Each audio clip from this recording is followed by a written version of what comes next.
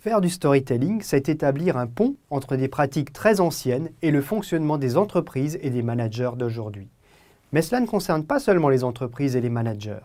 Les médecins, les psychothérapeutes, les animateurs en maison de retraite, les avocats, les journalistes, les formateurs, les hommes politiques, les demandeurs d'emploi, tout le monde fait du storytelling. C'est un mot anglo-saxon, mais pourtant, ce n'est pas une invention récente. Depuis que l'homme a commencé à s'exprimer, à dialoguer, il a fait du storytelling. Le professeur des grands scénaristes d'Hollywood, Robert McKee, l'a bien dit, le storytelling est la monnaie d'échange des rapports humains et il en a toujours été ainsi. Je te raconte une histoire, tu me racontes une histoire. Qu'est-ce que veut dire pour autant le mot storytelling? Déjà, ce n'est pas l'Amérique. La traduction littérale raconter des histoires est fausse. En tout cas, pour les usages qui nous intéressent, professionnels. Bien sûr, une histoire est destinée à être racontée. Mais le cœur du storytelling, ce n'est pas raconter, mais construire des histoires. Des événements, des expériences vécues, quelque chose qui s'est passé, voilà ce qu'est une histoire. Mais attention, cela peut s'être passé réellement ou fictivement. Et ensuite, il faut travailler avec ces histoires et les faire travailler pour vous. Faire du storytelling, c'est aider les histoires à aller à l'endroit exact où elles ont besoin de se trouver pour aider d'autres personnes, le public, l'auditoire de ces histoires, à atteindre un objectif, leur objectif. Le storytelling est donc complètement centré sur l'auditoire. Être un bon storyteller, c'est donc permettre à l'auditoire d'atteindre ses objectifs et en même temps atteindre les siens. On sort complètement d'une relation producteur de messages cible, nous sommes dans une relation où ce n'est pas l'entreprise, la marque, le manager qui est le plus puissant.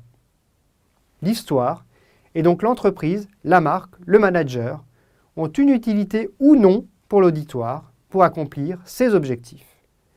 Une enquête internationale a récemment montré que 70% des marques pourraient disparaître dans les 5 minutes qui viennent dans l'indifférence générale. Elles sont ancrées dans une communication du passé, sans préoccupation d'utilité pour leur public. Que peut-on faire d'autre avec les histoires à part les raconter? Les construire donc, les collecter, se poser des questions sur elles, aider d'autres personnes à s'en emparer, réfléchir sur les histoires, en parler, connecter les histoires entre elles et tirer du sens de ces réseaux. Mais pourquoi changer nos pratiques de communication que nous avons mis des années à maîtriser pour faire du storytelling? Je vais vous donner un exemple, un usage particulier du storytelling, mais très révélateur de son impact. Cela se passe dans une organisation de type administrative. L'objectif est de vérifier si des procédures de sécurité sont respectées. 2 équipes d'auditeurs sont constituées. L'une d'elles utilise des techniques d'audit classiques, l'autre des techniques destinées à faire émerger des histoires vécues dans l'organisation. L'équipe classique arrive à la conclusion que globalement, les procédures sont respectées.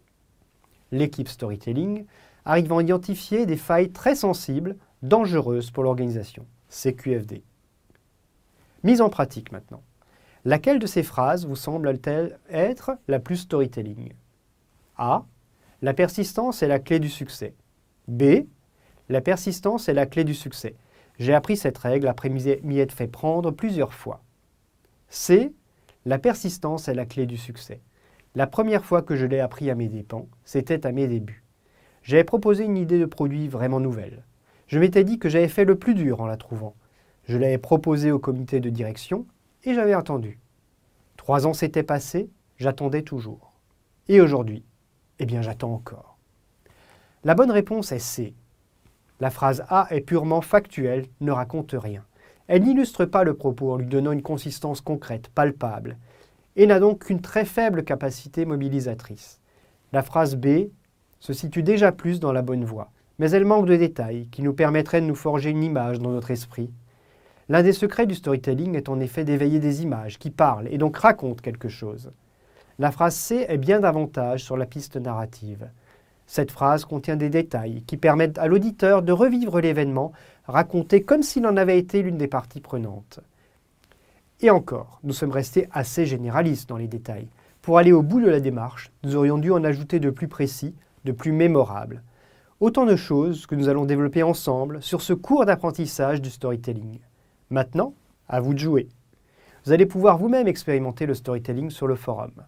Présentez-vous sur le forum, Racontez votre histoire brièvement.